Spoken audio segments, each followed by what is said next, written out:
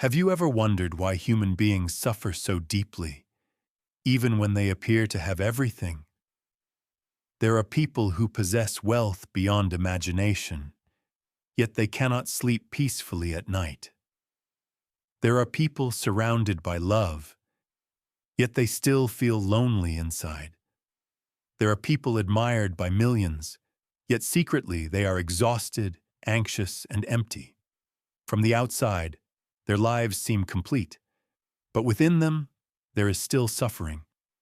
Why? More than 2,500 years ago, the Buddha looked deeply into the human condition and discovered a truth that most people spend their entire lives avoiding. The root of suffering is not the world itself. The root of suffering is attachment. Human beings spend their lives searching for happiness in external things. Money, beauty, relationships, status, recognition, success. The mind constantly whispers, "If I can just obtain this one thing, then I will finally be at peace."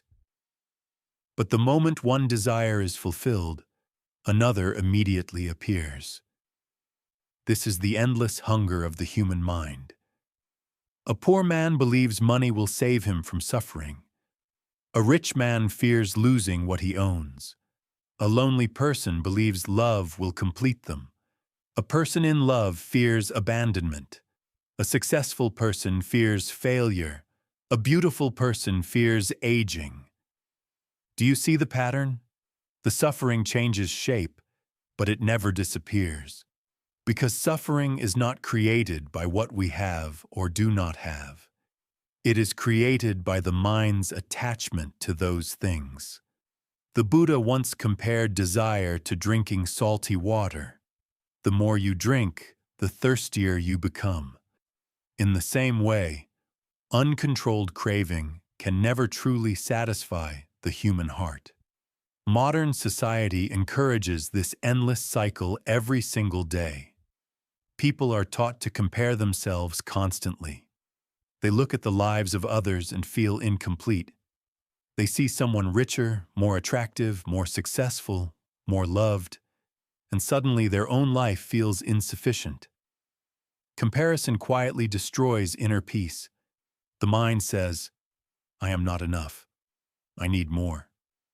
I must become better than others." And from these thoughts, suffering grows. The Buddha taught that the problem is not ambition itself. The problem begins when a person believes their worth depends entirely on external achievement. Because once happiness depends on temporary conditions, fear immediately follows. Fear of losing, fear of rejection, fear of failure, fear of not being enough. And slowly, the mind becomes imprisoned by its own desires. Many people spent their entire lives chasing happiness without realizing they are actually chasing suffering in disguise. Because everything in this world is impermanent. Beauty fades, wealth disappears, relationships change, the body ages, even the strongest emotions eventually pass away. Yet human beings desperately try to hold on to temporary things forever, and this resistance creates pain. A flower is beautiful because it blooms and fades. If it never changed, its beauty would lose meaning. Life itself moves in the same way. Everything is born, transforms, and disappears. But the human ego fights against this truth. The ego wants permanence in a world built upon change. And because of this, people suffer. The Buddha taught that much of human pain comes not from reality itself, but from arguing with reality. People want life to obey their expectations. They want certainty in an uncertain world. They want control over things that cannot be controlled. And when reality refuses to cooperate, anger, anxiety, resentment, and despair begin to grow. This is why the Buddha placed such importance on awareness. Without awareness, human beings live unconsciously. A desire appears, and they immediately chase it. An emotion appears, and they become consumed by it. A fearful thought appears, and they believe it completely. But through meditation and mindfulness, a person slowly begins to observe the mind rather than blindly obey it. And this changes everything.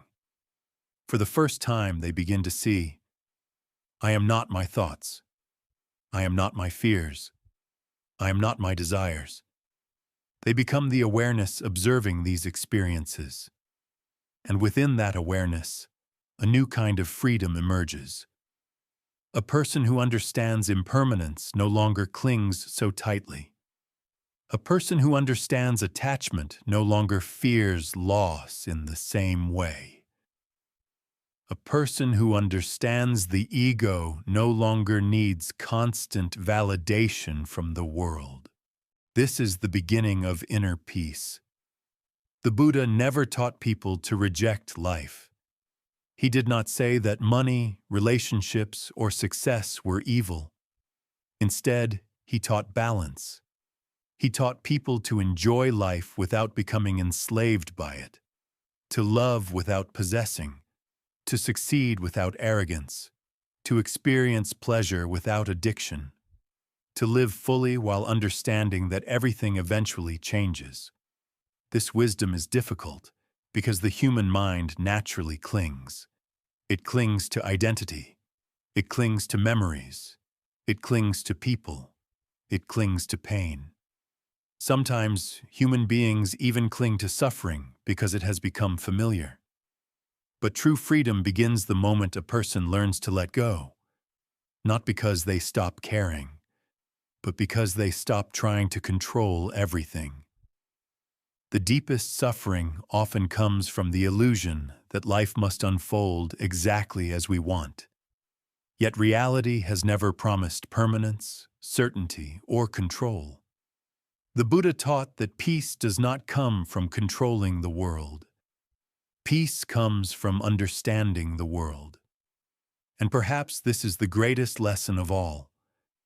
The less attached the mind becomes, the lighter the heart becomes. When a person no longer depends entirely on external things for happiness, they discover a peace that cannot easily be destroyed by change, failure, loss, or time itself. This is the path the Buddha called liberation. Not freedom from life, but freedom within life. And maybe in this very moment, that journey can begin within you.